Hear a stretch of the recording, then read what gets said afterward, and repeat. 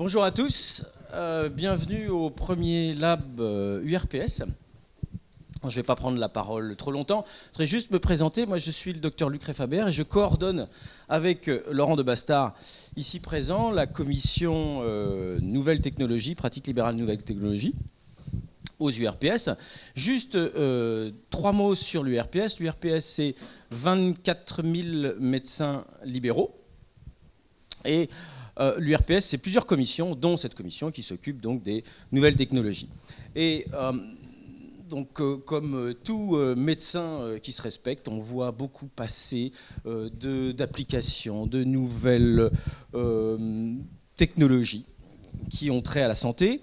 Et notre idée, c'était de rencontrer des développeurs de ces nouvelles technologies pour échanger, pour essayer de faire en sorte que ces nouvelles technologies répondent le plus possible à nos préoccupations de médecins libéraux, et que vous puissiez rencontrer des médecins libéraux et que vous puissiez éventuellement adapter toutes ces nouvelles innovations à notre pratique de médecins libéraux. Voilà, je ne vais pas m'étendre plus longtemps.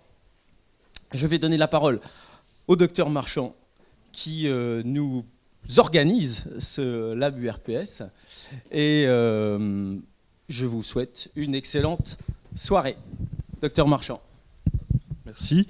Bonsoir à toutes et à tous. Merci à l'URPS pour l'organisation de ce qui sera, j'espère, un cycle long de conférences-rencontres entre vous, médecins libéraux, et puis nous, start-up. Ce soir, j'animerai un tout petit peu la soirée. J'ai une triple casquette, du coup, celle d'être professionnel de santé. Je suis psychiatre, même si j'ai plus de patients, parce que c'est ma deuxième casquette. J'ai 8 salariés et j'ai une start-up dont le but est de certifier les objets connectés et les applications. Donc, par exemple, Medpix, qui prendra la parole juste après moi, est certifié parce que, comme le disait Luc, c'est une vraie jungle et il faut s'y retrouver. Et cette jungle, pour lui donner de la clarté, c'est ma troisième casquette, c'est que je suis président de Francy Health Tech. Francy Health Tech, c'est un peu l'URPS national des startups de la e-santé, si vous voulez. Le but, c'était de se fédérer pour gagner en visibilité. Il y a des choses comme la carte vitale et puis des bracelets connectés chez Darty. C'est pas les mêmes enjeux, c'est pas les mêmes impacts, c'est pas les mêmes prix, etc. Et donc c'était pour que les professionnels de santé, médecins, pharmaciens, infirmières, les médias, le milieu du financement public ou privé puissent comprendre ce qui anime ce marché et là où il va. Donc voilà, on est la fédération des startups en e-santé. On va commencer tout de suite par Medpix, qui est une application de partage de cas. Ce soir, je ne sais pas si vous avez vu la thématique, c'est autour de la numérisation de votre cabinet, à peu près.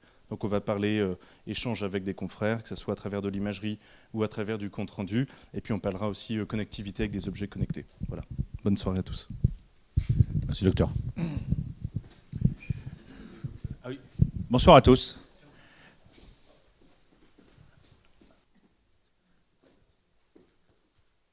Ok, super. Donc je suis Claude Castanet, je représente avec Jonathan ici présent donc la société Medpix, c'est une start-up.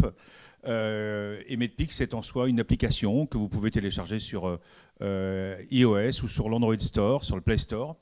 Alors Medpix c'est, on va dire, une entrée simple, intuitive dans la médecine de demain. Vous allez retrouver sur Medpix déjà vos confrères, plus de 30 000 professionnels de santé, plus de 20 000 médecins qui sont sur Medpix, qui utilisent Medpix tous les jours. 40 spécialités médicales représentées. On a bien sûr aussi des infirmiers, des sages-femmes, même des ergothérapeutes, des kinés, des dentistes. Et au sein de cette application, au sein de cette application, vous allez retrouver donc des partages de cas cliniques et de protocoles. Et vous avez trouvé des professionnels de santé qui vont partager donc un cas clinique sur lequel ils sont confrontés, des étudiants qui vont aussi poser des questions. Et Medpix en fait est là pour vous aider, pour les aider en fait à trouver et surtout à ne pas remplacer le médecin. On n'est pas là pour réaliser un diagnostic, mais pour vous amener l'étincelle qui fait que sur ce cas-là, vous allez pouvoir trouver et en tout cas vous allez pouvoir accéder à votre solution. Medpix est une société qui est jeune, elle a démarré en 2015 avec un vrai démarrage aussi plutôt 2016 et elle a déjà été primée 2 fois en début 2017 au Prior Startup donc, du Festival de la Communication Santé Et elle a reçu aussi surtout le prix de l'application professionnelle de santé au Trophée de la santé mobile. Alors, comment ça se passe, Medpix? Vous avez des cas qui sont partagés. Et surtout, vous allez me dire, mais Medpix, c'est un petit peu un réseau social. On peut faire la même chose avec d'autres réseaux sociaux. Oui. Enfin, non. Vous ne pouvez pas faire la même chose avec tous les réseaux sociaux. Vous ne pouvez même d'ailleurs pas le faire. Même si on voit passer, bien sûr, des fois des images sur les réseaux sociaux, tel Facebook, tel Twitter, c'est formellement déconseillé. Je ne sais pas s'il y a de l'interdiction. En tout cas, c'est formellement déconseillé. Pourquoi? Parce que vous ne garantissez en rien l'anonymité du patient et la vôtre. Sur Medpix, aucun professionnel de santé ne s'appelle, je prends un exemple, docteur Jean Chamblard. Vous avez tous la possibilité de prendre un pseudo. On vous le recommande d'ailleurs sur Medpix de prendre un pseudo. Et le patient, de la même manière, toutes les photos que vous allez publier, que ce soit des photos, même des IRM, des radios, des bilans sanguins, lorsque vous allez les publier sur Medpix, nous avons, nous, une double modération. Un médecin qui s'occupe de cette modération-là et aussi un community manager qui refuse systématiquement toutes les photos ou images ou bilans sanguins qui ne sont pas anonymisés. À l'entrée de l'application, vous avez un outil qui est fait dans l'application qui vous permet d'anonymiser. Vous pouvez flouter, vous pouvez rayer, vous pouvez barrer, vous pouvez mettre des flèches pour, si c'est sur un bilan sanguin, avoir une réponse plus précise sur la constante qui vous intéresse. Mais une chose est sûre, vous devez absolument, vous avez une charte, la charte de bonne conduite, on va dire, au niveau de la ZIP Santé qu'on a reproduit sur Medpix, vous devez absolument anonymiser le cas que vous postez. Si le cas n'est pas anonymisé, votre cas ne paraîtra jamais, puisque nous, on l'arrêtera avant. Donc, des outils qui sont adaptés pour votre pratique professionnelle. À côté de Medpix, donc, pour faire un point, ici, on a la communauté entière de 30 000 professionnels de santé. C'est ce qu'on appelle le Medpix public.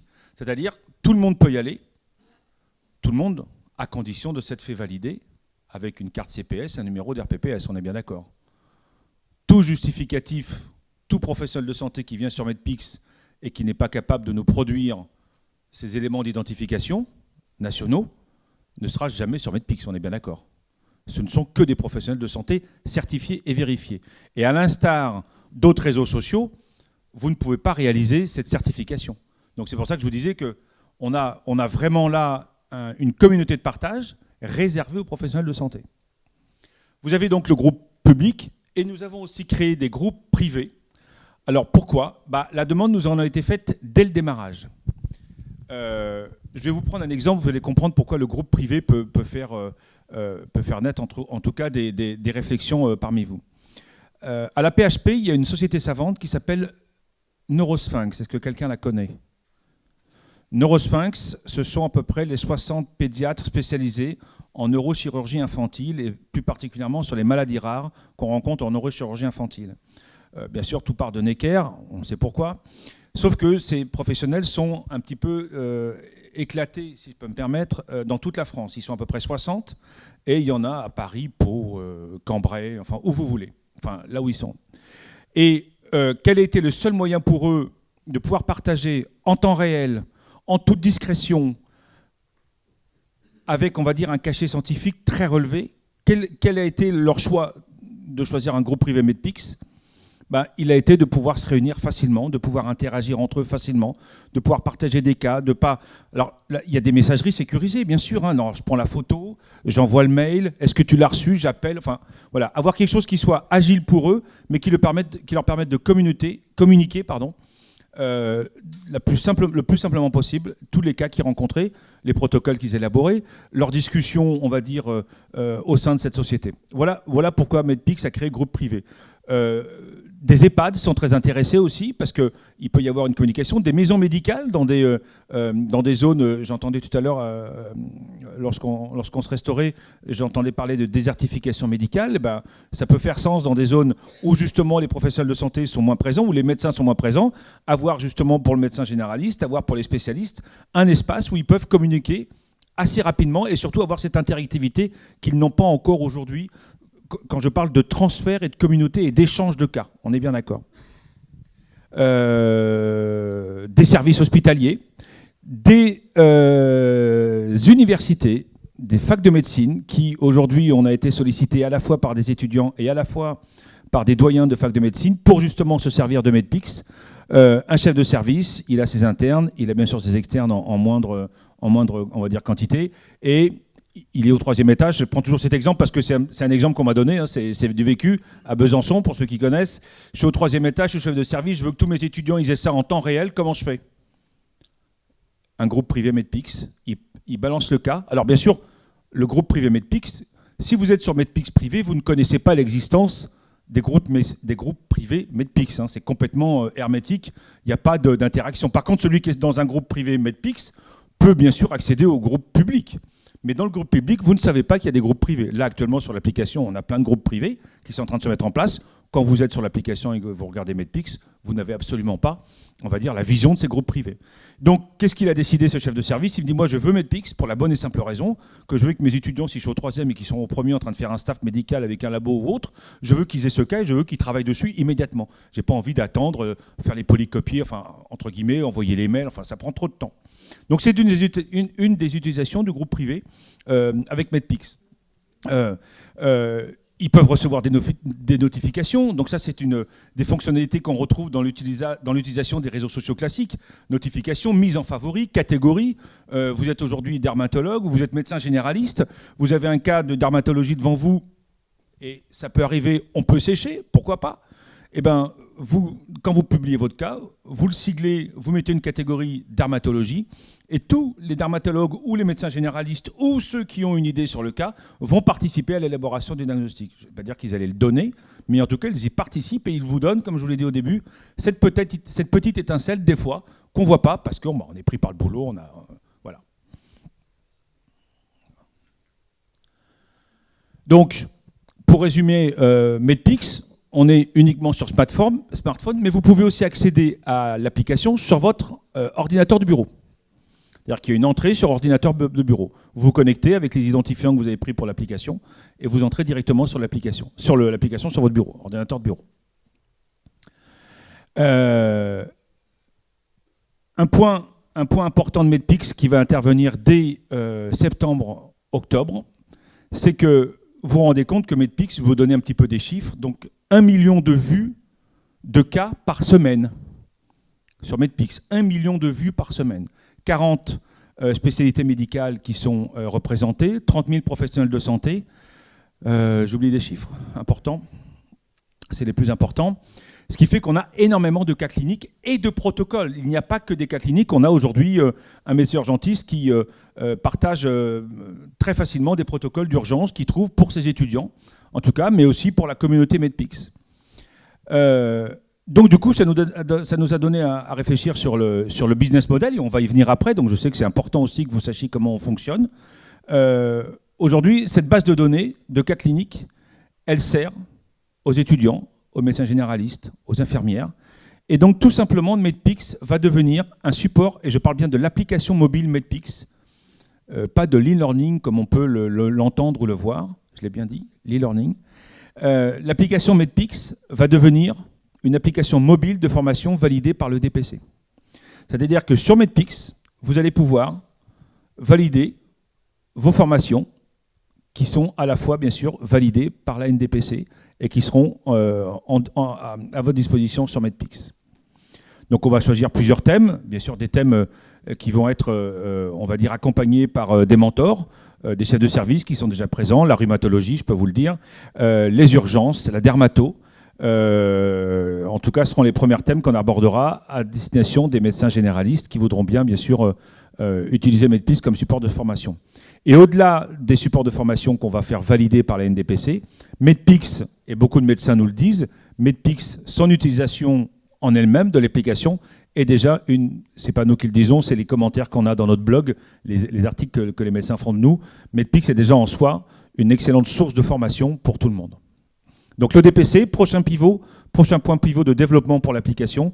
On va vous proposer sur mobile, on est bien d'accord, ça sera aujourd'hui vraiment l'exclusivité puisqu'il n'y a aucune formation sur mobile. Pour terminer, un point très important pour que vous puissiez comprendre comment fonctionne le business model de Medpix et comment Medpix gagne sa vie, c'est très simple. Nous créons des groupes privés à destination donc des sociétés savantes, des services de médecine, et en tout cas des EHPAD peut-être. Et c'est comme ça aussi que nous gagnons notre vie. Et à côté de ça, la diffusion des formations qui sont validées par le DPC, où vous aurez à la fois vous, puisque le DPC vous rémunère une partie de la formation, et la formation, la NDPC nous rémunère donc l'autre partie. Voilà. Quelles sont les questions sur l'application que vous aurez tout de suite à chaud?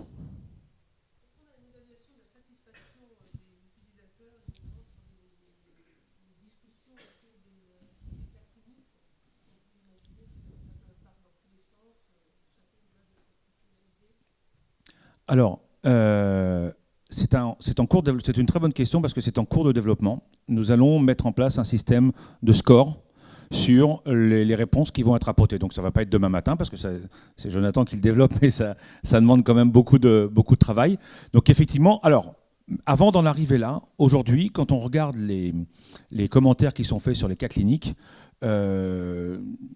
on a, et je ne vais pas vous le dire, ou alors je ne les connais pas, mais nous n'avons aucun débordement ou de réponse farfelue. Parce que dès qu'il y a une réponse farfelue, je peux vous dire que la communauté la voit tout de suite, puisque vous pouvez mettre en favori les réponses, vous pouvez mettre en favori les cas que vous voulez étudier ou sur lesquels vous voulez une réponse. Et dès qu'il y a une réponse farfelue, même rigolote, sur des cas sérieux, c'est très très vite signalé. Et nous, dans ce cas-là, qu'est-ce qu'on fait ? On modère la réponse et on enlève la réponse. Voilà. Donc, mais il y aura un scoring et on pourra mettre en place un scoring, c'est effectivement à l'étude. Moins de 2 heures aujourd'hui. Moins de 2 heures aujourd'hui. Dans un groupe privé, c'est instantané puisqu'ils vont avoir le chat. Ils ont le chat, ça a une fonctionnalité en plus, puisque voilà. Mais c'est moins de 2 heures aujourd'hui.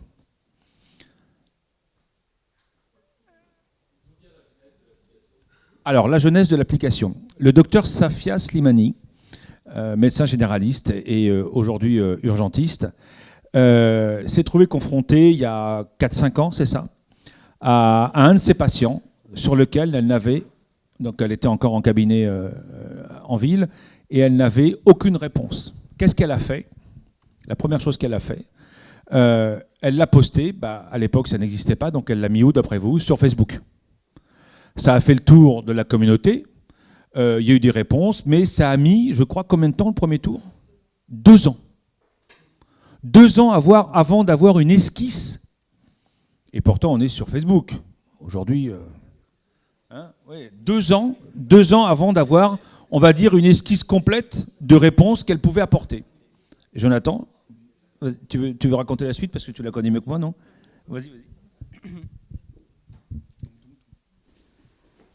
Alors, bonjour. Pour me présenter rapidement, donc, je suis Jonathan Liskiewicz, cofondateur de Medpix. Donc, quand on a confondé Medpix il y a 2 ans, c'était après avoir rencontré donc, le docteur Safia Slimani, qui nous avait raconté la problématique qu'elle avait rencontrée avec ce patient. Donc, c'était un patient qu'elle suivait en cabinet, un patient qui souffrait d'un trouble assez sévère, mais qui était considéré, de par les analyses, de par les nombreux tests qui avaient été faits, comme un problème plus psychologique que réellement physique. Toujours est-il que ce patient souffrait réellement et qu'elle n'avait pas de réelle solution curative à lui proposer. Et c'est de là qu'est venue l'idée en fait, de le poster sur Facebook en disant tant qu'à faire, autant essayer d'en faire un cas clinique, de le poster sur la communauté de Facebook, et peut-être qu'un médecin en France ou peut-être ailleurs aurait une réponse à apporter par rapport à ce type de cas qu'il aurait rencontré. Toujours est-il qu'à partir de ce moment-là, donc ça a pris un certain temps, elle a eu une réponse, elle a eu une voix qui a été offerte par un confrère, ce qui l'a mis sur une bonne piste et ce qui a permis en fait de guérir le patient. Et c'est de là où elle s'est dit que véritablement un réseau sur lequel tous les médecins pouvaient être les uns avec les autres et pouvaient instantanément communiquer entre eux pouvait être véritablement intéressant, mais tout d'abord un lieu qui serait adapté à ça, c'est-à-dire un lieu où, comme on l'a dit, les photos seraient anonymisées, où les médecins seraient sous pseudo et où la confidentialité du patient serait respectée parce que c'est tout de même très important. Et donc c'est de là que l'idée de Medpix est arrivée et c'est à partir de là qu'on a commencé à développer cette application. Voilà, pour raconter cette petite anecdote et donc en quelque sorte la genèse de l'application. Donc quelqu'un qui pose un cas clinique, est-ce qu'il y a des critères? C'est-à-dire qu'il y a des gens qui peuvent mettre 3 lignes en posant une question, mais vous voyez, après, il faut étayer, quoi. C'est-à-dire que si par exemple, parce que ça revient à un staff, par exemple, c'est vrai que quand il y a un staff, vous allez présenter un dossier à un staff, vous avez d'abord vraiment cherché beaucoup et vous apportez un maximum d'éléments pour qu'on ne discute pas dans le vide en disant fais ceci, fais cela, puis reviens la semaine prochaine, quoi. Donc, est-ce que, sur cette présentation des cas cliniques, vous avez une charte, des critères pour que les gens présentent quelque chose qui soit consistant? Alors effectivement, sur la forme, par rapport aux obligations qu'on va imposer aux professionnels de santé, il n'y en a quasiment aucune, si ce n'est de faire extrêmement attention à effacer tous les signes qui pourraient être des signes identifiants. On a des cas où, par exemple, un professionnel de santé, mettons un chef de service, va vouloir challenger des internes ou des étudiants et va juste poser une question. Et donc de là va s'ouvrir un ensemble de questions-réponses. Donc on va plus être sur le domaine de la pédagogie. On va avoir par exemple, comme vous le disiez, un médecin généraliste qui est véritablement confronté à un cas et qui lui va rentrer dans le détail effectivement en apportant tous les éléments de réponse dont il dispose pour que la communauté puisse lui donner une réponse, on va dire, la plus circonstanciée possible. Donc on n'a pas de rigueur, on n'a pas de forme structurelle ou structurante. On laisse vraiment les gens utiliser l'application comme ils le souhaitent. Et de la même manière, si un médecin spécialiste estime qu'il lui manque un élément de réponse, il peut très bien poser la question et le médecin ensuite, qui était à l'initiative du cas, lui répondra ensuite. Pardon. Vous avez combien de réponses en moyenne par cas clinique? Je veux dire que est-ce qu'il y a une moyenne? Est-ce que vous avez comme extrême? Parce que si on a 100 réponses, je veux dire, c'est infernal. Généralement, ça oscille entre 5 et 30 réponses. On a une moyenne à 15. Vous me parlez d'un staff. Effectivement, lors d'un groupe privé, la description est vraiment très, très, très complète. Très complète. Sur le groupe privé Medpix, vous pouvez avoir 3 lignes avec une image, le poids des mots, le choc des photos, vous le savez bien. C'est ça. Plus vous avez d'images sur Medpix, moins il y a de commentaires. Et moins vous avez d'images, plus vous avez un descriptif détaillé. Et vous pouvez avoir aussi les deux, une image et un descriptif fort détaillé. Et si le professionnel de santé estime qu'il n'a pas suffisamment d'informations, l'un des premiers commentaires va être une demande de complément d'information. Pour 2 raisons. Pour valider le cas, est-ce qu'on est en face d'un vrai cas ou est-ce que c'est un autocas, entre guillemets? Et dans ce cas-là, le professionnel de santé, on estime, nous, il n'est pas forcément sur l'application pour se faire diagnostiquer lui-même. Enfin, on trouve ça un peu bizarre quand même. Et dans la deuxième partie, s'il manque des informations, vous allez automatiquement avoir quelqu'un qui va poser la question. Automatiquement. Mais on ne veut pas imposer dans un groupe public, on ne veut pas imposer un nombre de mots, un nombre de lignes, un nombre de descriptifs. Si vous voulez, sinon c'est plus libre. Il faut que ça soit une communauté libre aussi.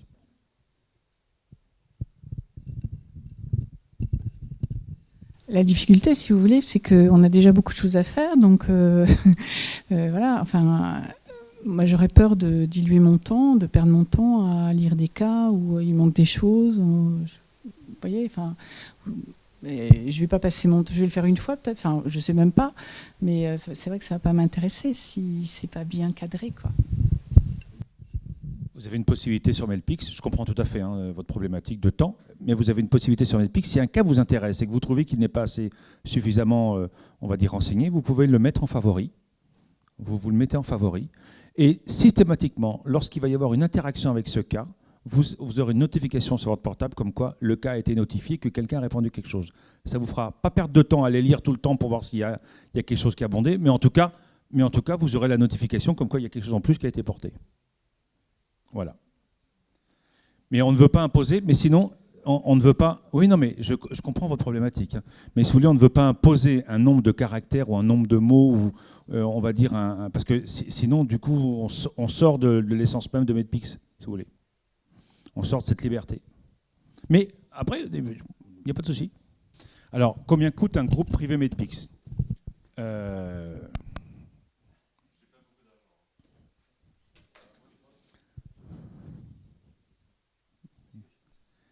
C'est quelque chose, effectivement. C'est quelque chose qui est difficilement communicable.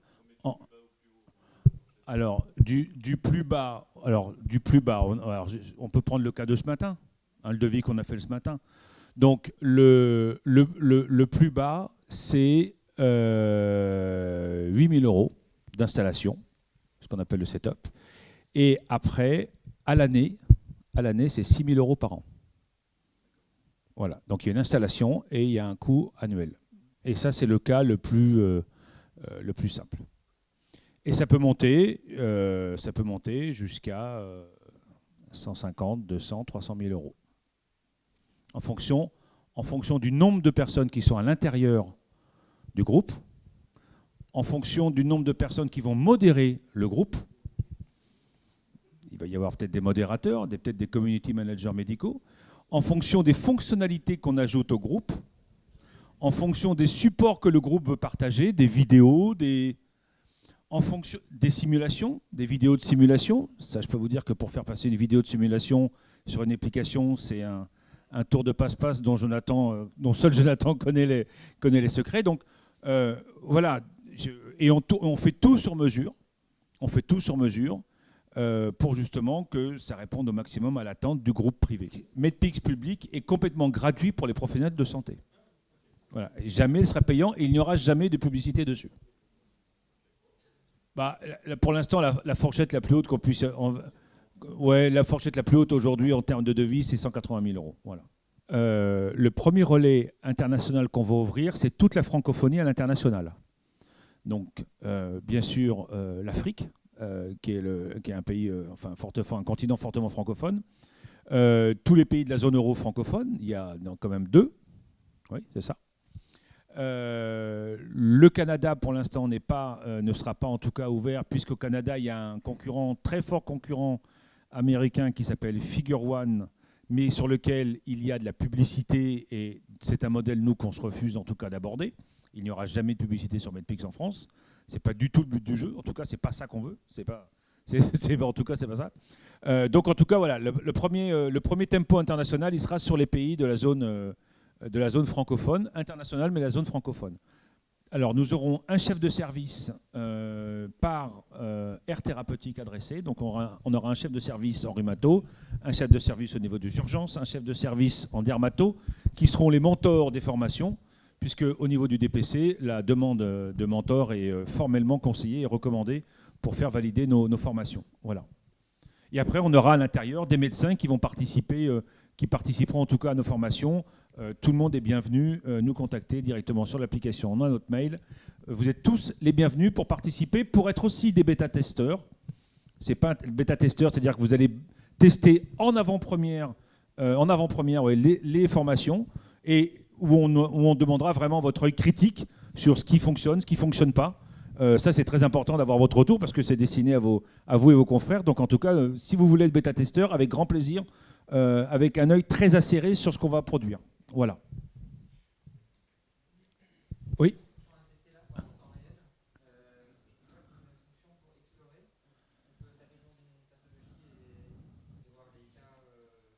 Absolument. Vous avez une recherche multicentrique, en tout cas, un moteur de recherche multicentrique sur l'application. Alors oui, effectivement, quand le médecin va poster son cas, il va indiquer un certain nombre il va indiquer les catégories, en fait, si vous voulez. Il va indiquer l'anatomie et les spécialités de son cas, ce qui va permettre après d'en explorer, de pouvoir les cartographier assez rapidement. Mais vous pouvez aussi utiliser le moteur de recherche, et à ce moment-là, ça va vous permettre de repérer un certain nombre de cas par rapport aux descriptions, par rapport aux commentaires, de manière classique. Vous aurez tous les cas, donc vous aurez toutes les photos sur lesquelles des médecins, des professionnels de santé auront indiqué le mot rougeole par ordre de priorité, en fait, en quelque sorte. Et moi, j'avais une question, parce qu'on a posé la question tout à l'heure de la consistance des questions posées. Et moi, je me posais la question de la consistance des réponses apportées, c'est-à-dire d'où vient la validation, la confirmation du sérieux du bazar, etc. Parce qu'une recherche Internet, tout le monde peut la faire.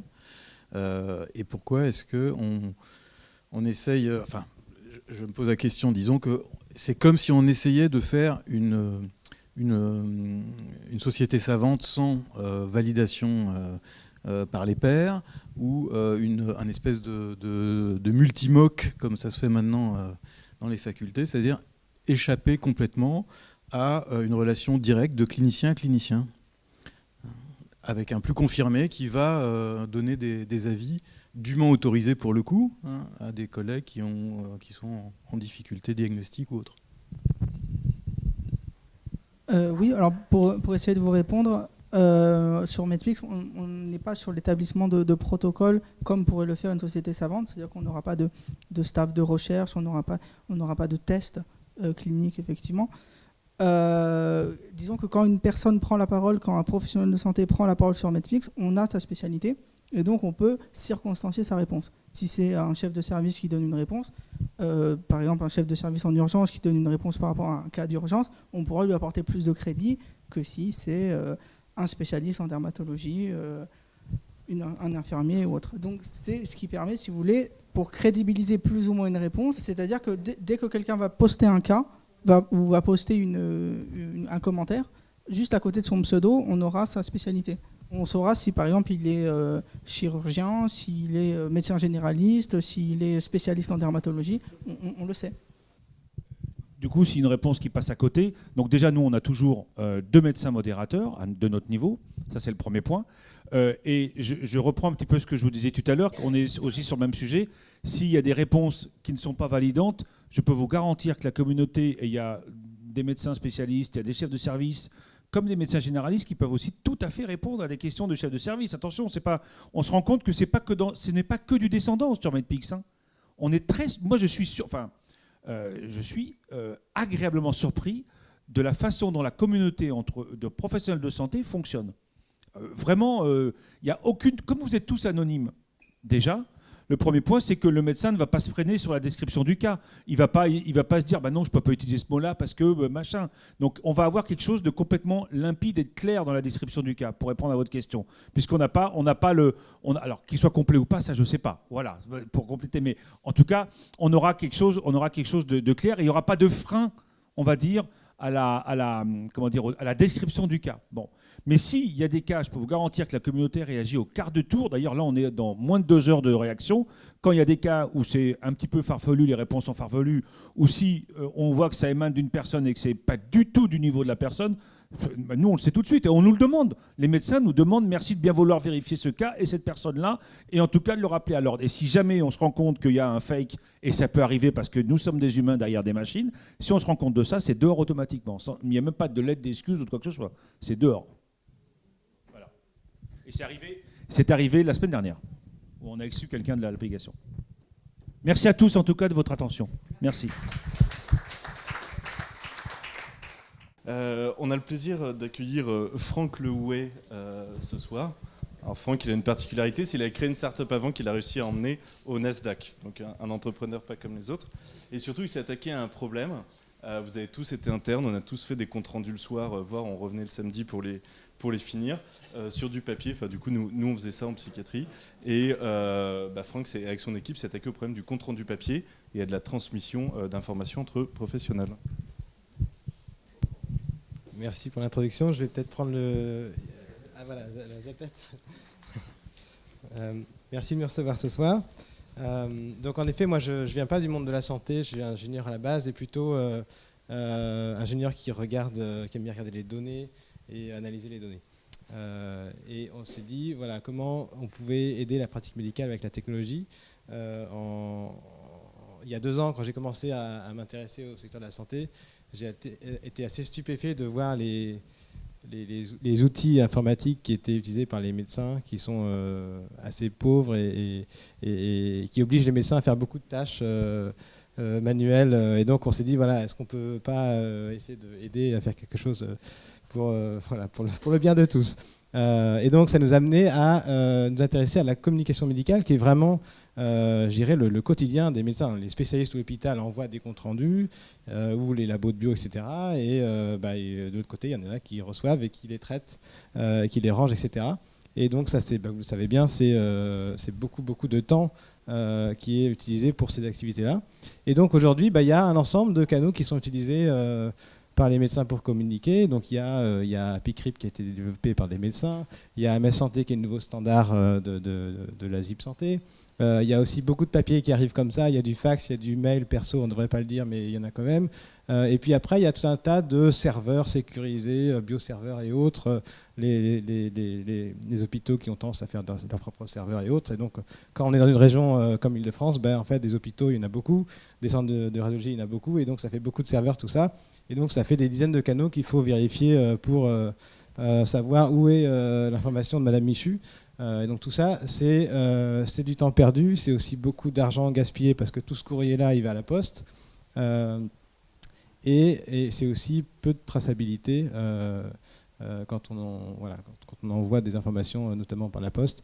Et quand on voit la qualité, malheureusement assez déplorable, des annuaires des différents hôpitaux, il y a beaucoup de courriers qui n'arrivent pas aux correspondants. Donc là-dessus, qu'est-ce qu'on peut faire? En fait, la situation, elle n'est pas facile pour les professionnels de santé qui aimeraient, je dirais, passer à du digital, passer à des technologies plus intéressantes, parce que en fait, il est face à un réseau de correspondants qui est, comme vous le savez, changeant et assez versatile. Et on ne peut pas imposer du jour au lendemain qu'on va tous migrer sur la même plateforme. Ça ne marche pas. Et donc, il faut réfléchir à des solutions alternatives. Et je dirais que malheureusement aussi, les éditeurs de logiciels raisonnent beaucoup en silo et pas trop à ouvrir les portes et essayer de travailler ensemble. Et donc c'est ce à quoi on s'attaque. Et donc la première chose qu'on a essayé de faire, c'est, parce qu'on parle de communication, donc faciliter l'envoi et après faciliter la réception. Donc l'envoi, on s'est dit, il faut qu'on s'intègre avec tous les logiciels du marché pour qu'on ait une solution qui soit intéressante. Et donc ça paraissait un problème insoluble et on a trouvé une solution qui est relativement élégante et que je vais vous présenter. Donc on part du logiciel métier et on a une solution qui permet d'envoyer des comptes rendus à 100% des correspondants et tout en gérant la dématérialisation au fur et à mesure sans jamais quitter son propre logiciel. Donc comment ça marche? Donc voilà, ça c'est une photo d'un logiciel métier dont je tairai le nom. Et en fait, ce qu'on fait, c'est qu'on vient installer une imprimante sur le poste du médecin. Une imprimante qui ne s'appelle pas Canox ou Xerox, mais qui s'appelle Envoi sur l'IFUN. Et vu que 100% des logiciels du marché savent imprimer, voilà, il y a une petite icône ici avec une imprimante ici, et bien quand vous voulez envoyer un compte-rendu, vous sélectionnez l'imprimante Envoi sur l'IFUN, et qu'est-ce qui se passe? Vous voyez une petite fenêtre qui apparaît, on traite votre compte-rendu, et là, qu'est-ce qui se passe? Ça, c'est mes vieilles amours de data mining qui reviennent.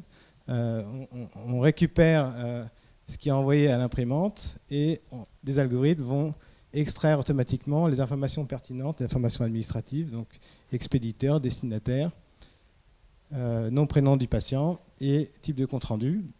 Et donc après, nous, on a des annuaires qu'on synchronise tous les jours sur MS Santé, PICRIP, etc., l'annuaire de l'ordre, et qu'on maintient tous les jours. Et donc, on est capable automatiquement d'envoyer sur le bon canal au correspondant. Voilà. Et du coup, la seconde après, voilà, vous avez un document a été envoyé. Et ensuite, vous avez un dashboard qui vous permet de suivre. Alors ça va arriver dans 2 semaines. C'est pas tout à fait là. Donc vous avez un dashboard qui vous permet de suivre depuis votre ordinateur tous les envois qui ont été faits, les canaux qui ont été choisis, etc.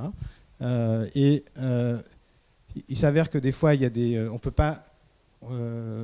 pas résoudre tous les cas. Des fois, il y a une incertitude. Des fois, le médecin, on ne le trouve pas, etc. Et donc, on peut aussi voir dans la boîte d'envoi certains cas où là, on demande aussi une précision parce qu'on n'a pas été capable. Peut-être que le correspondant a été Dr Durand à Paris. Dr Durand à Paris, il y en a 15. Donc, dans ce cas-là, on demande une précision pour s'assurer qu'on envoie au bon médecin. Voilà, donc tout ça est relativement simple pour l'émission. Maintenant, comment on facilite la réception? Donc la première chose qu'on a essayé de faire, c'est de dire aujourd'hui, en fait, c'est l'émetteur qui choisit le canal et celui qui reçoit subit en fait le choix de l'émetteur. Donc si votre émetteur, si votre correspondant envoie du papier, ben vous recevez le papier. Et donc là, l'idée, c'est de laisser le destinataire choisir son mode de réception, parce que quand vous correspondez avec beaucoup de médecins, vous avez des médecins qui n'ont pas Internet, ça arrive, et bon, il y a peut-être de moins en moins, mais bon, il y en a qui n'ont pas Internet, et puis il y en a qui ont un logiciel qui est bien branché avec AppyCrypt, ils ont envie de recevoir du AppyCrypt, d'autres, voilà, bon, chacun a ses préférences, et donc on trouvait ça très intéressant de laisser le destinataire choisir le mode de réception, ça permet d'améliorer le service rendu au destinataire, et puis ça permet aussi de simplifier la vie de l'expéditeur, parce que quand vous êtes médecin expéditeur, vous avez vos correspondants qui vous disent alors moi j'aimerais bien sur tel email, etc. Et donc s'il faut gérer à chaque fois, à chaque cas particulier, c'est compliqué. Donc là, vous n'avez plus besoin de gérer tout ça. Voilà, le destinataire peut décider lui-même comment il souhaite recevoir. La deuxième chose, c'est que on s'est rendu compte, notamment en région Île-de-France, que finalement les messageries sécurisées, il n'y a pas tant de médecins qui ont des messageries sécurisées. Donc je n'ai pas les stats exactes, mais on doit être à moins de 50%, enfin même beaucoup moins de 50% de messageries sécurisées en Île-de-France. Et du coup, une chose qu'on a développée, c'est l'intégration directe dans le logiciel métier en réception. Donc là, en fait, il faut télécharger un petit logiciel sur sa machine qui va du coup télécharger les comptes rendus et les ranger dans le bon dossier d'import, etc. Du logiciel pour essayer d'intégrer au mieux. Et puis après, on essaie de développer des partenariats avec différents acteurs de la e-santé. Donc il y a un premier qui a été annoncé avec Mon Docteur qui permettra de recevoir, si vous avez un compte Mon Docteur, des documents médicaux qui vous sont adressés sur Mon Docteur. Là encore, si vous avez choisi de les recevoir sur Mon Docteur, si vous préférez ailleurs, vous les recevrez ailleurs. Et enfin, ça c'est quelque chose qu'on regarde en ce moment avec des groupes de cliniques. Il y a la problématique qui concerne plutôt les spécialistes qui, souvent quand ils opèrent, doivent envoyer également une copie à la clinique pour la facturation des CRO et des CRH. Et donc c'est à la fois compliqué pour la clinique et compliqué pour le secrétariat. Et donc l'idée c'est d'automatiquement en tout cas faciliter au maximum cette copie vers la clinique pour là encore faire gagner du temps à tout le monde. Voilà, et donc en réception, la vision qu'on a, c'est d'essayer de faire en sorte qu'on agrège le maximum de flux et qu'on les traite et qu'on les range dans le logiciel métier pour, là encore, faciliter les choses. Donc il y a des choses qui sont relativement faciles, entre guillemets, donc c'est les flux qui sont déjà numériques. Les flux qui ne sont pas numériques, comme le fax, comme le courrier postal, ça viendra après, mais on pense qu'on a de bonnes chances de réussir. Donc l'idée, c'est vous prenez, là vous prenez un fax, vous le reroutez, et nos algorithmes vont extraire le texte, extraire nom, prénom du date de naissance, et ensuite ranger directement dans votre logiciel métier. Pareil, ça, l'idée, c'est... vous prenez une photo avec votre téléphone de votre compte rendu et ça le range dans le logiciel métier. Et voilà, et du coup là aussi c'est ce qu'on a prévu de faire. Donc c'est en réception de pouvoir voir directement tout ce que vous avez reçu et pouvoir trier par patient si vous voulez, et vous voyez le type de document qui est reçu. Voilà, donc où est-ce qu'on en est aujourd'hui en termes de go-to-market, c'est comme ça qu'on parle en langage startup, en termes de déploiement. Aujourd'hui, on s'adresse plutôt aux gros émetteurs de compte rendu parce que c'est ceux qui ont la masse critique pour essayer de faire en sorte que ça prenne. Donc, on a la chance d'avoir un pilote en cours à la PHP aujourd'hui. Donc, c'est le petit point qu'il y a là. C'est l'hôpital Robert Debré. On est live sur un département du professeur Carrel à Robert Debré, et si ça se passe bien, on espère évidemment que ça se propage à tout l'AP. On est aussi live dans d'autres cliniques et hôpitaux de la région parisienne, et ça c'est un peu le pipe commercial qu'on a. Alors tout va pas se faire, mais voilà, on est en discussion avec différents établissements privés ou publics de la région pour envoyer les comptes rendus, et on espère améliorer le service pour tous. Voilà, donc en un mot, si vous avez imprimé, vous savez utiliser l'e-Fun. Donc j'espère que c'est le cas. Voilà, c'est un moyen très simple d'envoyer, de recevoir les comptes rendus, de gagner du temps, de gagner aussi de l'argent parce qu'on va éliminer beaucoup de courriers. Un mot sur le business model. En réception, c'est 100% gratuit, ça le restera. C'est l'établissement qui paye ou l'émetteur qui paye. Et si vous voulez l'utiliser en émission, dans ce cas-là, il y a un petit abonnement de 10 € par mois. Et tout ce qui est électronique, évidemment, est gratuit. Et si jamais on envoie du courrier, voilà, il y a le prix du timbre et de l'enveloppe. Voilà, donc rendez-vous sur lifun.fr. On est très preneur évidemment de vos commentaires et de vos suggestions pour améliorer le service, notamment en ce qui concerne l'intégration dans les logiciels métiers. Si vous avez des logiciels spécifiques, nous on ne peut pas tout tester, donc on est preneur aussi de ça pour essayer d'intégrer au mieux dans les logiciels. Voilà, je vous remercie.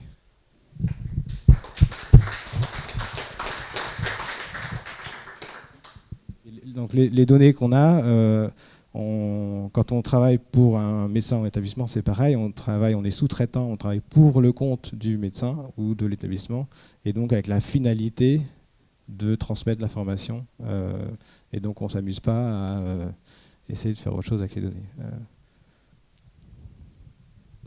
Pour avoir comparé ApiCrypt et MSS Santé, c'est un peu laborieux MSS puisqu'il faut avoir son lecteur CPS. En mobilité, c'est quasiment impossible et un login complexe, un mot de passe encore plus long. Comment vous affranchissez de cette identification par CPS? Est-ce que vous avez des alertes aussi, ouais. Un courrier, 3 courriers reçus Alors là-dessus, en ce qui concerne MS Santé, vous avez la liberté de choisir votre opérateur MS Santé. Donc soit vous créez une boîte sur le site de la ZIP mssanté.fr, auquel cas il faut la CPS absolument. Soit vous pouvez prendre votre éditeur de logiciel, peut-être lui-même, peut-être opérateur MS Santé. Nous-mêmes, nous sommes opérateurs MS Santé. Ce qu'on ne fait pas encore, mais ce qui va venir là encore dans quelques mois, c'est qu'on permettra, en un clic, de créer sa propre adresse MS Santé si on veut, et ce sera gratuit en réception, pareil, donc pour recevoir. Et donc là-dessus, il y a évidemment l'identification au moment de la création du compte qui doit être forte, c'est-à-dire qu'il faut s'assurer que c'est un médecin. Donc là-dessus, il y a évidemment la CPS qui est une possibilité, mais il y a d'autres possibilités de vérifier l'identité du médecin. En tout cas, nous, on est très... on vit dans un monde mobile, donc on pense que c'est une hérésie de ne pas pouvoir accéder à ces documents en mobilité.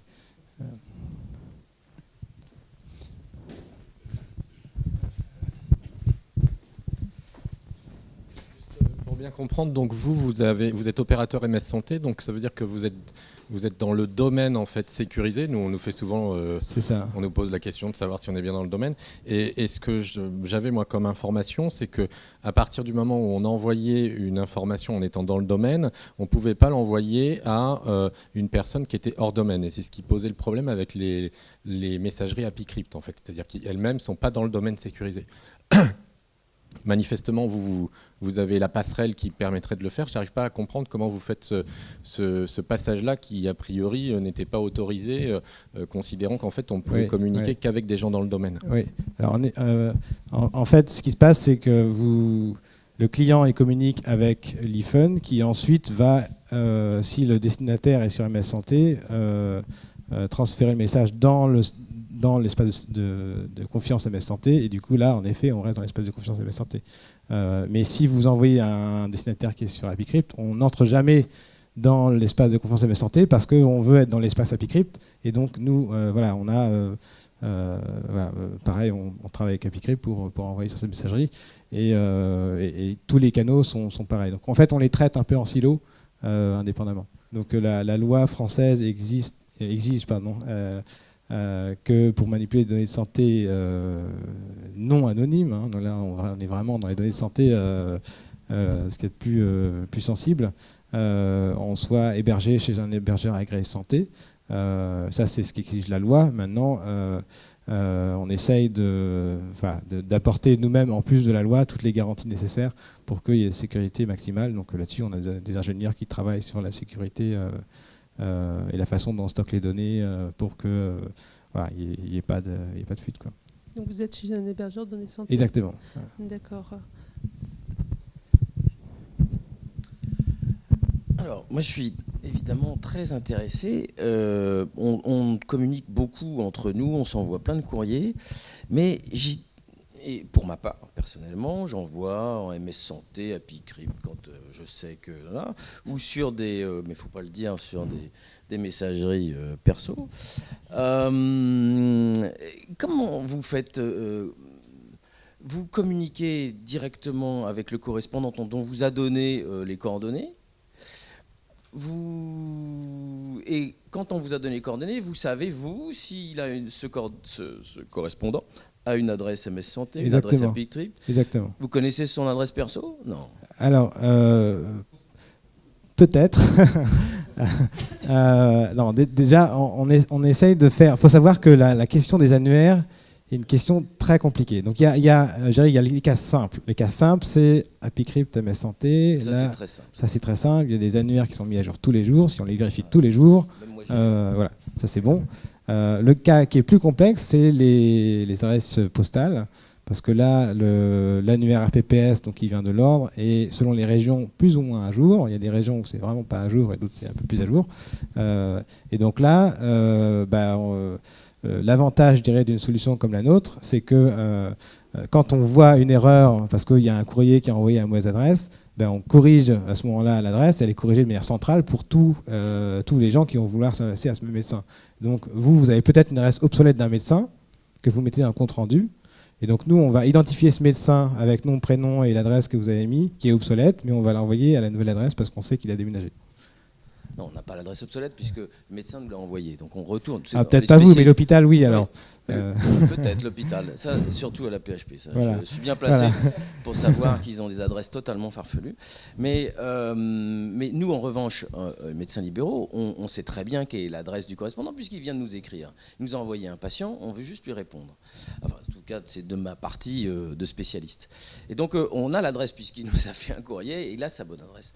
Mais donc, ma question, c'était si vous n'avez pas d'adresse sécurisée, de toute façon, vous n'envoyez pas de messagerie sécurisée à ce correspondant. Alors, c'est soit il a une adresse MS Santé, soit une adresse AppyCrypt, et vous êtes capable de lui envoyer à ma place, à notre place finalement. C'est-à-dire que c'est une autre de mes questions. C'est-à-dire que l'adresse, les messageries sécurisées, c'est d'être sûr que le médecin qui vous adresse un message, c'est bien lui. Et que personne ne pourra regarder quoi que ce soit. Donc là, si moi je délègue ma messagerie, c'est-à-dire que vous envoyez à ma place.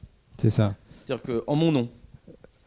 Voilà, c'est ça. Mais en revanche, vous n'envoyez pas de messagerie sécurisée à quelqu'un qui n'a pas de messagerie sécurisée. Non, ça on ne peut pas faire. Ouais.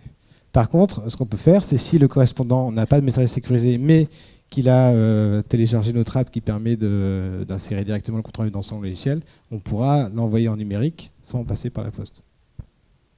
Donc il y a différentes options. On essaye d'avoir le maximum d'options pour dématérialiser au maximum.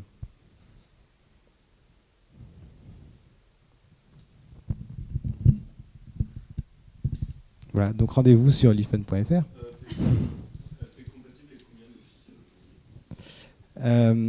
Alors ça, on a une procédure en fait, on teste les logiciels un par un et on regarde les plus gros d'abord.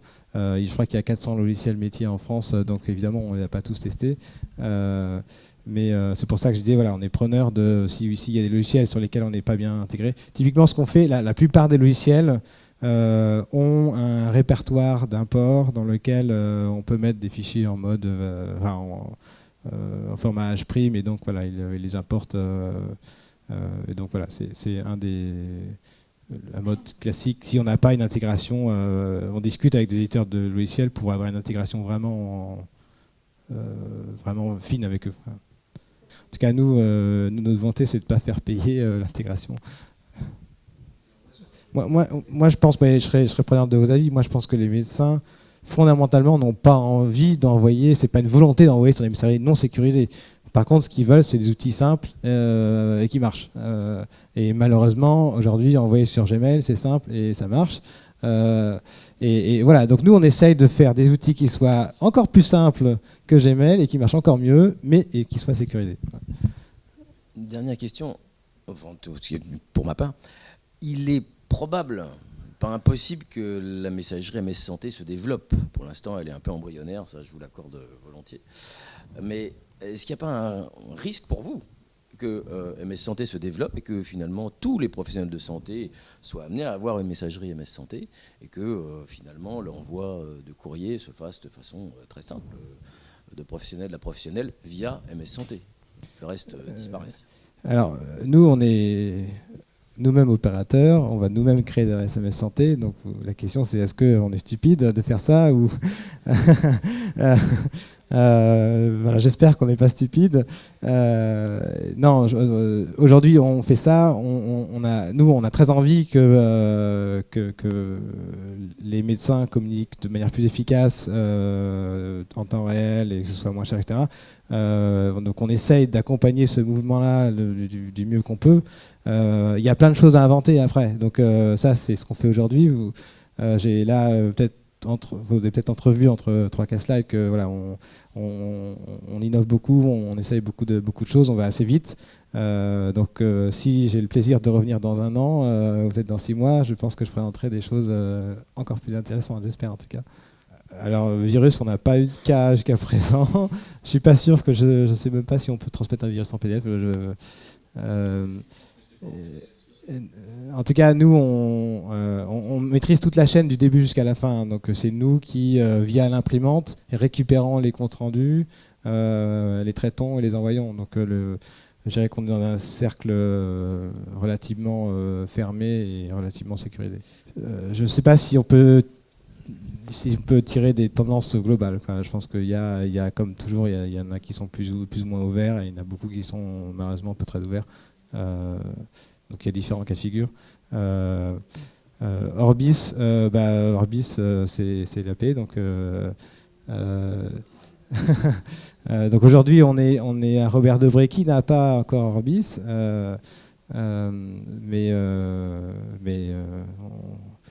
on est compatible avec 100%, donc Orbis inclus. Alors aujourd'hui, on fait 2 choses. D'ailleurs, il y a un membre dans la salle. On fait donc l'e-fun et on fait quelque chose qui n'a pas grand-chose à voir. On fait planning de garde. Je ne sais pas si certains connaissent dans l'assemblée. C'est une app qui permet aux internes de planifier les gardes à l'hôpital et qui marche très bien puisqu'il y a plus de 40 000 utilisateurs en France. Voilà, c'est les 2 activités qu'on a. Mais on est, comme je disais, mais sur la partie l'e-fun, on est mandaté par un établissement ou par un médecin pour envoyer des données, et donc on ne s'abuse pas à faire ce pourquoi on n'est pas mandaté. Oui. Est-ce que vous avez développé les accusés de réception ou accusés de lecture? Très bonne question. C'est quelque chose qui nous intéresse beaucoup. Ça dépend des canaux. Évidemment, quand on est en postal, on ne peut pas faire grand-chose. En fax, on peut savoir si ça a été reçu. AppyCrypt, on ne peut rien savoir. Et MS Santé, on peut tenter. Maintenant, ça dépend du client. C'est des choses auxquelles on réfléchit. On a très envie d'introduire ce genre de fonctionnalité, mais ça dépend un peu du canal et des outils qui sont utilisés en réception.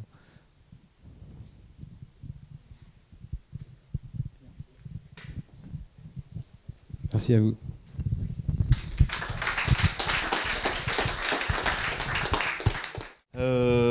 Si l'iPhone arrive à faire communiquer des messageries qui, à la base, ne communiquaient pas entre elles pour simplifier votre quotidien, l'équipe de Medeo arrive à faire communiquer des objets qui, à la base, ne communiquent pas entre eux pour aussi donner un peu plus de valeur dans votre cabinet.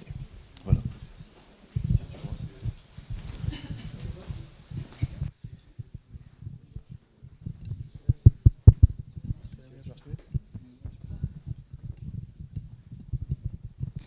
Bonsoir à tous, Rémi Jean. Donc moi, avec un ami qui était dans mon école d'ingénieur et puis un associé médecin, on a créé Medeo. Et particulièrement, la première solution qu'on a développée, ça s'appelle Cligo. L'objectif de Cligo, c'était de se dire qu'aujourd'hui, les patients s'équipent de plus en plus d'objets connectés, des tensiomètres, des bracelets, des trackers d'activité. C'est très souvent des gadgets. On les retrouve en avril sur le Bon Coin quand ils ont été offerts à Noël. Donc avec très peu d'intérêt, on va dire, médical pour les patients. Certains patients qui ont des pathologies chroniques peuvent s'en servir, il y a un vrai intérêt. Par contre, les autres, c'est pour dessiner une jolie courbe sur le smartphone. Ça n'a pas beaucoup d'intérêt. L'idée, c'était de se dire, en fait, quand on a été voir des médecins généralistes, notamment, on s'est rendu compte, on a décomposé un petit peu les temps de la consultation, et s'est rendu compte que le temps qui était après l'examen clinique, donc de ressaisie dans le logiciel métier, des données prises par des données de mesure, c'était un temps qu'on pouvait réduire grâce aux objets connectés. Et donc on a développé cette brique où en fait, c'est simplement en fait ce petit module, c'est un petit dongle USB, comme quand vous utilisez une souris sans fil sur un ordinateur. Vous le mettez sur votre ordinateur et à partir de ce moment-là, vous pouvez communiquer avec des objets connectés. Ça veut dire que concrètement, vous allez pouvoir prendre un poids, une tension, une glycémie, une oxymétrie ou une température sur le patient et la donner plutôt que de la garder en tête et si possible de la ressaisir dans la bonne case dans le dossier patient. En fait, elle va s'intégrer directement dans la case du dossier patient et donc vous n'allez plus à y penser et directement vous avez toutes les données à jour sur le dossier patient. Cette brique, on l'a intégrée donc de la même manière que l'iPhone, on l'a intégrée dans les logiciels métiers. Donc on collabore avec eux pour que la donnée, le médecin, quand il la saisit, elle s'intègre dans la bonne case dans le dossier patient. Et qu'à ce moment-là, en fait, notre service il est complètement invisible pour le médecin. On a également des logiciels non compatibles, puisque c'était un peu la question tout à l'heure. Il y a beaucoup de logiciels qui sont assez fermés, même qui techniquement, aujourd'hui, ne sont pas assez avancés pour pouvoir intégrer ce genre de technologie. Et dans ce cas-là, c'est un module qui fonctionne en parallèle, qui est un tout petit module sur votre ordinateur. Et les données vont venir s'intégrer ici. Donc vous allez recevoir les données de tension, de poids, voilà, température. Toutes les données vont venir s'intégrer ici. Vous avez un clic, un copier. C'est un petit peu dégradé, un petit peu brut, mais ça marche. C'est-à-dire qu'on appuie sur copier et on peut le coller sur n'importe quel champ texte d'observation. Voilà. L'idée, c'était vraiment... donc nous, notre associé Jean-Marie, c'est un médecin qui est dans le Gers, qui a plus de 50 patients par jour, qui aujourd'hui fait vraiment beaucoup de consultations. Et il n'a pas toujours le temps de ressaisir les données dans son logiciel. Donc quand il prend une tension, il ne la ressaisit pas forcément. Et il a des dossiers vides à la fin de sa consultation. Son remplaçant fait pareil. Il a un remplaçant espagnol parce qu'il ne trouve pas de remplaçant français. Donc, quand il reprend ses dossiers de consultation qui ont été faits par son remplaçant, il n'y a aucune donnée mentionnée. Pour un suivi de patients, c'est assez compliqué du coup. Donc voilà, l'idée c'était de fournir cet outil. Avec un clic, on peut l'intégrer dans un logiciel qui soit compatible ou pas. Et sinon, avec les logiciels compatibles, il n'y a même plus de question de clic ou quoi que ce soit, ça vient s'interfacer automatiquement. Donc, le but, c'est un gain de temps. C'est rien, ça vous semble vraiment ridicule comme temps, sauf que c'est un temps à chaque consultation. Et qu'à la fin de la journée, ces petites 30 secondes, on a oublié un poids ou une mesure ou des choses comme ça, ça représente sur 25 consultations. Faites le calcul un petit peu sur ces 30 secondes que vous pouvez gagner avec ça. Ça fait vraiment un temps important qui est gagné. Là, c'est un exemple sur une intégration sur un logiciel compatible. Qu'en fait, la donnée, par exemple, de poids va venir ici générer un petit pop-up pour dire j'ai bien reçu la donnée. Et elle vient s'intégrer dans n'importe quel. Il y en a, ça fonctionne par timeline. Il y en a d'autres, ça fonctionne par case sur les données biométriques du patient. Sécurité des données. Quand on a commencé à parler objets connectés, donc il y a c'est incassable en plus. Quand on a commencé à parler objets connectés avec des médecins, pour beaucoup c'était un gros problème de sécurité des données. Évidemment, si on se met à utiliser des objets connectés comme Wheezing, HiHealth, qui sont des marques grand public, souvent les données, on va prendre une mesure, je vais prendre une température. La donnée, elle ne va pas aller directement sur mon ordinateur. Elle va passer par une application qui est hébergée sur des serveurs qui peuvent être aux États-Unis, qui peuvent être un peu partout, et elle va être exploitée, Big Data et autres. C'est pour ça qu'on a choisi, nous on ne fonctionne pas avec du matériel grand public, on marche avec des marques que vous connaissez, Homerun, AMD, Foracare, des marques professionnelles, et on marche que sur ce qu'on appelle des protocoles que nous on a intégrés directement. C'est-à-dire qu'en fait ça fonctionne en local. Il n'y a aucune donnée qui sort de votre cabinet. Donc ça, par contre, ça veut dire qu'il y a une portée de 10-15 mètres autour de votre ordinateur, ce qui suffit dans la majorité des cas des consultations. Vous n'avez peut-être pas une salle comme ça pour votre examen clinique. Voilà. Et donc, dans ce cas-là, du coup, la donnée ne sort pas. Donc c'est une sécurité maximum. Non seulement la donnée est complètement protégée, cryptée en Bluetooth, donc elle ne peut pas être captée. Et en plus, elle va être directement, elle ne va pas aller sur des serveurs ou quoi que ce soit. Donc nous, on ne la voit jamais, la donnée, elle reste chez vous. et elle sera hébergée sur votre logiciel médical. Et puis l'idée, c'est vraiment de la qualité du dossier, d'améliorer un petit peu le fait que toutes les données soient bien rentrées et que pour un suivi maximum. En termes de business model, aujourd'hui, on est sur un abonnement mensuel de 9,99 € par mois. Pareil que la fin. Je ne sais pas si c'est 10 € ou 9,99 €. Donc pour l'installation de la solution, les mises à jour. On a du matériel, de plus en plus de matériel compatible. On a une quinzaine de marques aujourd'hui. L'idée, c'est d'améliorer. Il existe beaucoup de dispositifs connectés. Comme je vous dis, nous, on est très on va dire exigeants sur les protocoles pour que vraiment les données ne sortent jamais du cabinet et tout ça. Donc on va pas pouvoir interfacer tous les objets connectés. Par contre, aujourd'hui, donc sur des packs, nous on vend l'abonnement et après on vend le matériel également pour que le médecin puisse se rééquiper. Donc on va avoir des packs clés en main en fait avec 5 dispositifs classiques, tensiomètre, glucomètre, oxymètre, thermomètre, balance. Et puis on peut aller sur des dispositifs un petit peu plus évolués.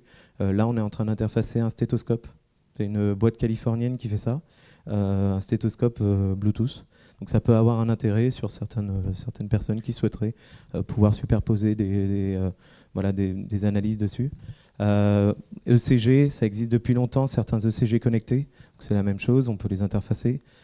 Spirométrie aussi, et puis à terme, le but, c'est d'arriver aussi sur des solutions d'imagerie qui peuvent te transmettre aujourd'hui par Bluetooth. Voilà. Donc les médecins s'équipent d'objets connectés. Alors on est obligé de renouveler son matériel.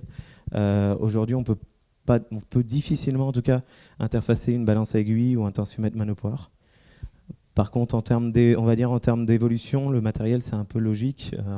Un tensiomètre, j'imagine, je ne sais pas combien d'entre vous, mais ont un thermomètre ou un tensiomètre digital, donc avec des données digitales, ou une balance digitale. C'est quand même plus dans l'air du temps. Souvent, vous avez aussi des objets connectés, mais vous ne le savez même pas dans votre cabinet.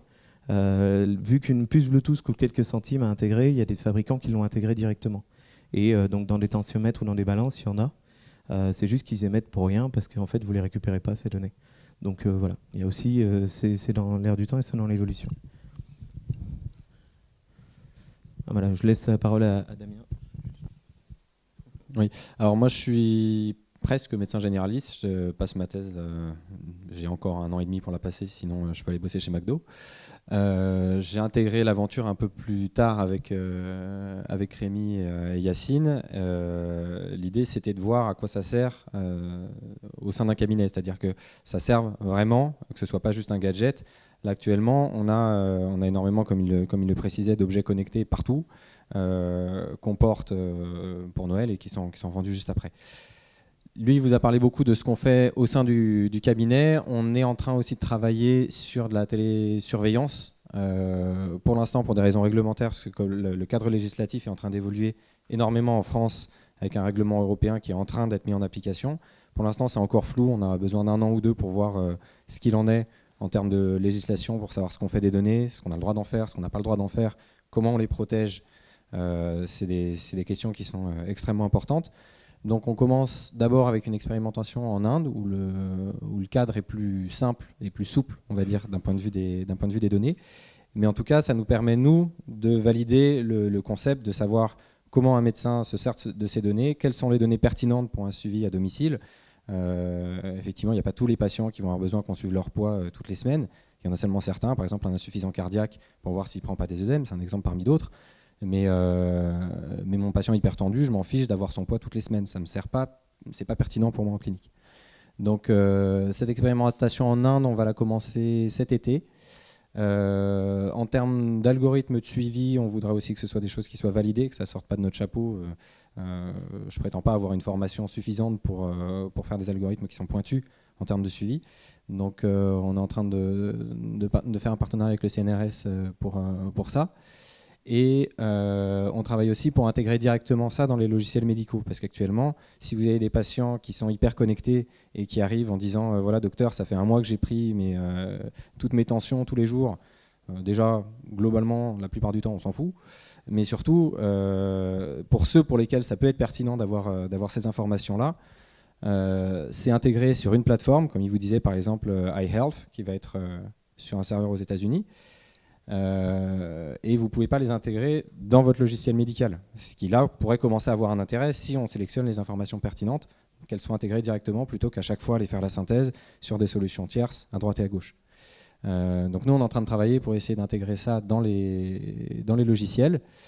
On suit aussi de très près la cotation des actes de télésuivi parce que c'est dans les tuyaux actuellement, ça vient de passer, je ne sais plus la date, mais c'est encore en cours de négociation.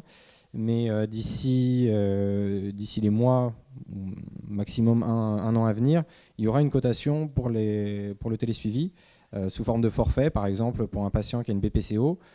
Si on suit, j'en sais rien, sa spirométrie, son oxymétrie ou d'autres paramètres par forme de questionnaire, pas forcément par objet connecté, ça pourrait être rémunéré pour le médecin généraliste à hauteur de 73 € par semestre par patient. Donc ça commence à être quelque chose qui peut être intéressant. Si on suit beaucoup de patients pour une pathologie donnée qui est prise en compte dans le forfait, il y a quelque chose d'intéressant en termes de rémunération pour les médecins aussi. Et puis tout ça passe, même pour l'Inde, j'en ai vu plusieurs sourires quand j'ai dit que la réglementation était plus souple.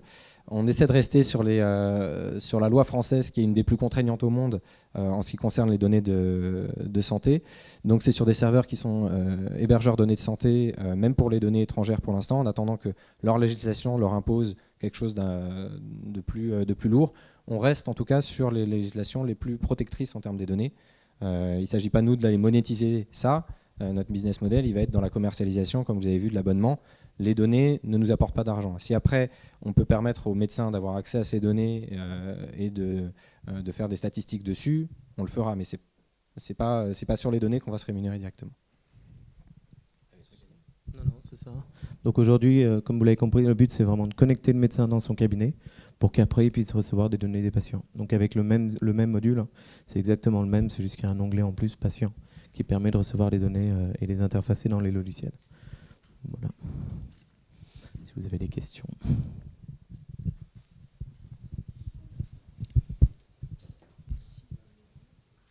Dans le télésuivi, ça marche pas. Dans le télésuivi, le matériel qui serait au domicile du patient, qui c'est qui va l'acheter ? C'est pris en charge dans en fait, pour l'instant, c'est des projets, hein, complètement, de rémunération qui sont mis dessus. Et il y a un projet sur la rémunération de l'éditeur de solutions informatiques. Et donc, c'est lui qui sera obligé de mettre en place des solutions de balance, d'objets connectés chez le patient. Voilà. Pour l'instant, c'est comme ça que c'est mis en place et il sera remboursé, lui, à hauteur de, je crois que c'est 300 € par semestre pour l'éditeur qui fournit cette solution de transfert. C'est quoi le surcoût par rapport à un matériel normal ? Ça fonctionne, oui. Et la deuxième question, puis après je vous laisserai répondre, c'est pourquoi vous avez... Enfin, il n'y a que quelques logiciels qu'on a vus, et les plus gros, ils en font pas partie. Est-ce qu'il y a une raison ? Moi, je suis Medistory depuis 15 ans, et je ne l'ai pas vu. Alors, est-ce qu'il y a une raison particulière ? Alors, la première question, aujourd'hui, le matériel médical connecté, on peut le trouver au même prix que le matériel médical classique, réellement. Nous, on va être un petit peu plus cher, simplement parce que derrière, on garantit que c'est du matériel à usage professionnel, donc avec un standard, on va dire, on ne va pas intégrer une marque, je ne sais pas trop, avec du plastique ou je ne sais pas quoi, on va intégrer Foracare, qui est une marque suisse, qui est un petit peu plus chère, forcément. Et derrière, on garantit un service aussi, il y a 2 ans de garantie, si votre matériel tombe en panne ou quoi que ce soit, on le change immédiatement, remplacement à neuf, tout ça. Donc c'est aussi pour ça qu'il est un petit peu plus cher. Mais sinon, non, on peut trouver une balance connectée. Aujourd'hui, à 50 €, on a une balance connectée, voire moins, de la même manière pour un tensiomètre. Sinon, les logiciels, on a choisi de s'interfacer avec des petits logiciels parce que les logiciels que vous avez vus ont souvent été développés par des médecins, des associations de médecins ou autres. Et c'est ceux-là où on a eu le meilleur accueil et avec lequel on a pu avancer le plus vite. Par contre, comme disait l'iPhone tout à l'heure, on travaille avec des gros éditeurs. Il y en a qui sont fermés à ça parce que derrière, ils ont pas cette culture en fait de ça va leur apporter un plus pour leurs utilisateurs parce qu'en fait, ils en ont rien à faire de leurs utilisateurs. Sans parler de Medistory, mais il y en a d'autres. Donc voilà. Et derrière aussi, nous, on a la volonté de vouloir développer des outils informatiques qui iront peut-être vers le logiciel médical. Donc c'est aussi pour ça qu'on ne travaille pas avec tous les logiciels. mais on ne les connaît pas tous et on en démarche encore. Là, vous avez vu un logiciel suisse, on démarche des logiciels espagnols actuellement. Enfin, l'objectif, c'est de trouver aussi des partenaires comme ça, de plus en plus. Le poids, c'est bien, mais l'IMC, c'est mieux. On ne voit jamais de toise électronique, numérique. Ça n'existe pas? Si, on en a trouvé une. On en a trouvé une seule pour l'instant, parce qu'en fait, soit c'est par télémétrie, soit il y en a avec des ultrasons pour aller mesurer le patient d'en haut. On avait des idées de choses beaucoup plus simples en termes d'ingénierie, mais pour l'instant, ça n'a pas encore été développé. Il y en a un seul sur le marché. Là, il y a beaucoup de. Là, on n'a mis que ceux qui marchent déjà. On en démarche beaucoup, comme il vous disait, en termes d'échographie, en termes de CG, de PSBB. Donc on intègre tout ce qu'on peut intégrer. L'idée, c'est de faire. Nous, on fournit la communication. Donc après, s'il y a des gens qui développent, s'il y a un vrai besoin qui se fait sentir, qu'il y a des gens qui nous remarquent et qui se disent tiens, ce serait bien de mettre une toise, qu'il y a un groupe d'ingénieurs chinois qui décide de faire ça, qu'ils ont quelque chose qui est agréé en Europe et aux États-Unis en termes de normes, il n'y a aucun problème pour qu'on les intègre. Autre question, n'importe quel outil qui communique en Bluetooth est compatible avec votre solution? C'est-à-dire que j'ai une machine qui fonctionne en Bluetooth? Non, une machine à mesurer un truc médical, pour ne pas la nommer une spirométrie. C'est compatible avec votre solution? Non, pas si on n'a pas fait d'accord. C'est aussi une question de sécurité, c'est que derrière il y a des protocoles qui sont cryptés.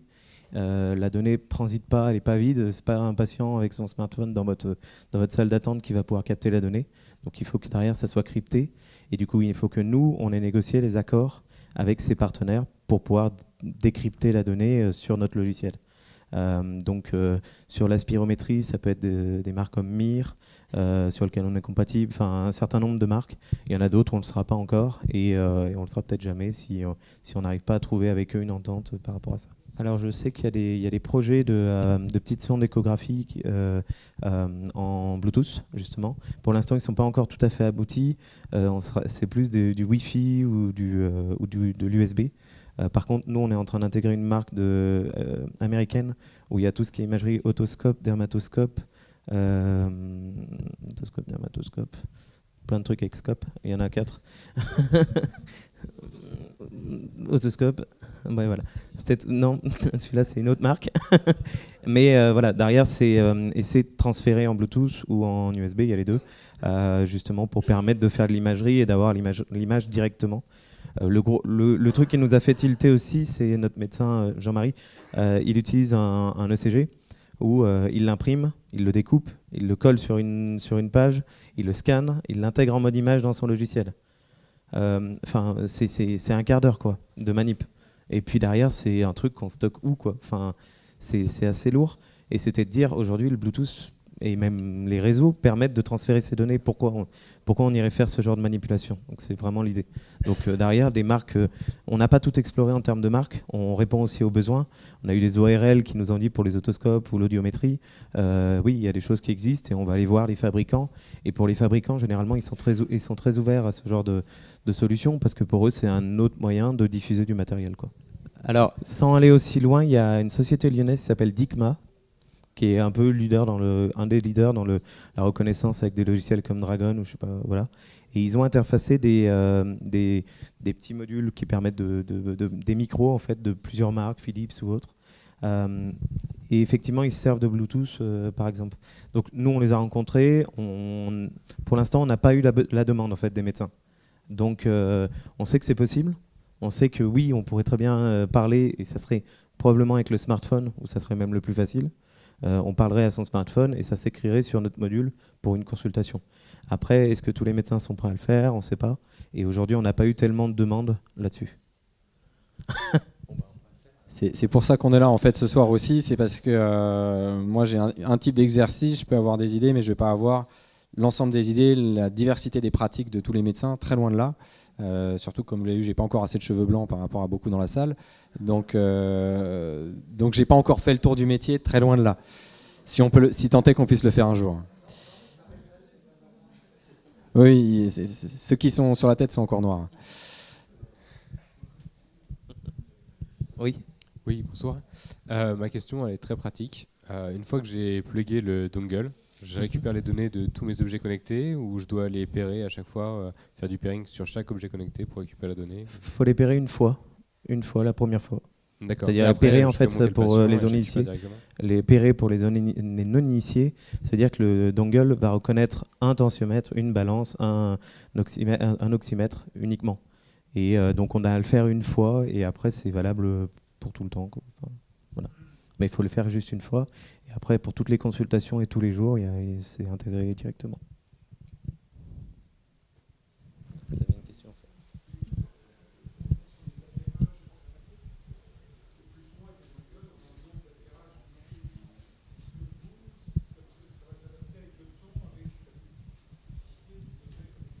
C'était une des difficultés. Donc en fait, aujourd'hui, c'est quelque chose qu'on a passé, c'est-à-dire qu'on peut utiliser 5 dispositifs en même temps et les données vont aller se mettre quand même dans les bonnes cases et dans le bon. Et le dongle, le module, est suffisamment puissant pour ça.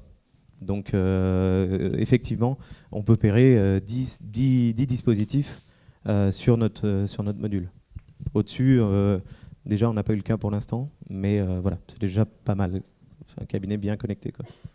N'hésitez pas, si vous avez des questions, vous pouvez vous connecter sur cligo.fr. Il n'y a pas les dernières offres que je vous ai présentées, évidemment. Mais par contre, on a un petit module sur lequel vous pouvez chatter avec nous. Et on se fait un plaisir de discuter avec vous. Merci. Bon bah, c'est la fin de ce premier lab URPS. C'est pas sympa de me laisser la parole en premier. C'était pas l'ordre prévu. Non, mais d'une manière générale, je pense que vous avez découvert quand même beaucoup de technologies. Alors elles sont pas débutantes. Vous avez entendu des chiffres d'adoption, par exemple sur Medpix, qui sont importants. Vous vous posez beaucoup de questions sur les business models, sur la sécurité des données. On voit aussi, donc chez les médecins, tout le monde n'est peut-être pas prêt à rentrer tout de suite dans ces outils. On l'a entendu pas mal de fois, c'est pareil chez les éditeurs, hein, vous le disiez bien, il y a des gens qui jouent le jeu et souvent plus ils sont gros, moins ils le jouent, mais ça semble pourtant la voie à prendre et la voie qui s'imposera dans les prochains mois. J'ai tendance à dire aux médecins qui passent nous voir chez Francis Health qu'il ne faut pas avoir peur et qu'il faut au contraire mettre les mains dans le cambouis, parce que c'est vos remontées qui guideront l'évolution technologique de ces outils et de ces services, là où ils seront le plus utiles. Donc n'hésitez pas à échanger avec nos 3 groupes d'intervenants de ce soir. On se revoit sur un autre thème. Ouais. Allez, ça me laisser parler. Allez, pique pas. Je me rends plus, moi. Non, merci beaucoup d'avoir essuyé ces plâtres-là, hein, même pour ceux qui n'ont pas des cheveux blancs, ils vont ressortir un petit peu blancs grâce aux plâtres qu'ils vont essuyer, et c'est très bien, très gentil, très agréable comme formule. J'espère qu'on va pouvoir renouveler ça de nombreuses fois. La prochaine date, c'est le 28 septembre, jeudi 28 septembre, et la suivante, c'est le 30 novembre. Toujours un jeudi soir avec des nouvelles technologies, nouvelles startups.